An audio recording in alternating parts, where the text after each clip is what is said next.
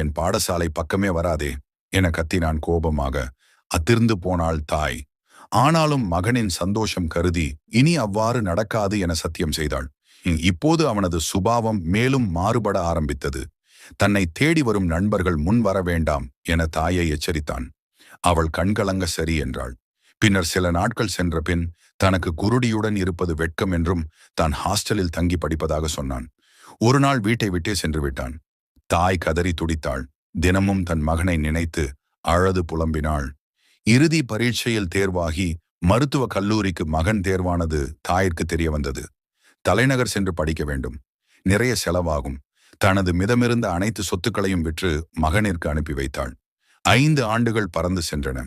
இப்போது அவளது மகன் ஒரு மருத்துவன். முழு வீடியோவை பார்க்கணும்னா டிஸ்கிரிப்ஷன்ல அல்லது கமெண்ட் பாக்ஸ்ல இருக்கிற லிங்கை கிளிக் பண்ணி பாருங்க. மறக்காம நம்ம சேனலை சப்ஸ்கிரைப் பண்ணிருங்க.